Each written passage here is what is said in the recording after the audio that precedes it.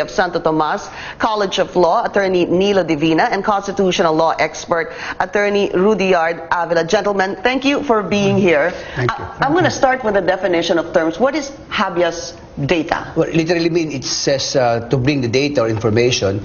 It's basically a remedy available in case your right to privacy is being threatened. So when somebody says that threatens my right to privacy, you can actually connect habeas data. That's right, information. So unlawful collection, storing, gathering of information to be used in infringing to the right to privacy of another. I see. Let's look into what the writ of habeas data really is. It means the writ of habeas data is a remedy available to any person whose right to privacy in life, liberty, or security is violated or threatened by an unlawful act or omission of a public official or employee. Medyo, it's a little long, it's a little hard to understand. Attorney, can you break this down for us, please? Well, it really protects the right of informational privacy. If somebody is trying to gather data against me, for example, in order to use it illegally and for an illegal purpose, then I can go to a court to stop them from gathering data. But the operative words would be obtained illegally or for use illegally. For use illegally and obtained illegally. Because, attorney, anyone can gather information about anyone. Correct? Yes, and that's one of the functions of government in certain instances. So the problem is when they use that information, for example, on you or Senator Laila de Lima, and use it illegally. Yes, use it for illegal purposes. Yes. When does it become an illegal purpose? But if your right to privacy is being violated. That's illegal. Yeah. Like how? Like peeking into bank data, for instance, that is protected by the Bank Secrecy Act, using the AMLAS and excuse. So I think that's where she's heading.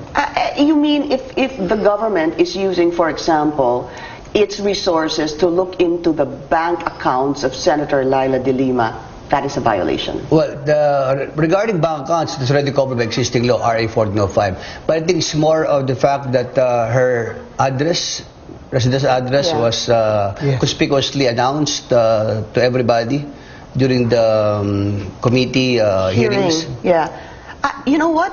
When we go back to that hearing, you're talking about the House hearing, right? That's right. Her phone number was likewise announced in that hearing. Would that be a violation? Would that be a threat to her life and her liberty and her security? That is where she's coming from, so that will infringe into her right to privacy. But something like that would be the fault of the congressman in the House hearing, right? Because it was announced there. That was not announced by the president. Yes, but if she had the writ before that, if she had that protection before that, they could not announce. They wouldn't have been able to announce it on live television. That would stop anyone from giving more information about a person. Let's talk about her case. How do you see it? I mean, number one, we were always made to believe, and we know that the president's immunity is absolute. Number one, is it absolute? Well, it is absolute for a president who is sitting, meaning is concomitant or conterminous with his tenure as president.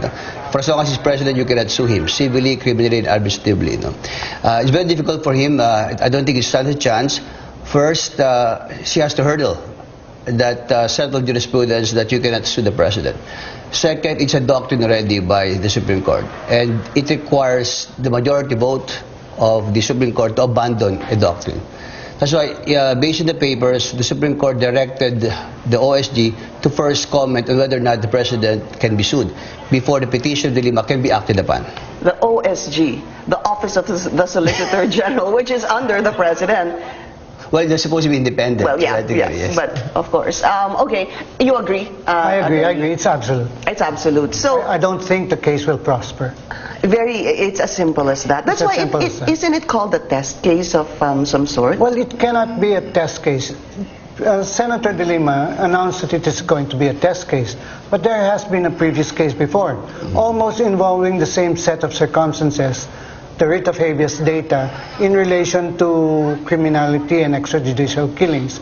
And the Supreme Court held in that case, I think it was Rodriguez versus Gloria Macapagal-Arroyo, decided just recently, 2011, that the protection for the president's immunity from suit is absolute during her tenure of office. Then that's jurisprudence right there.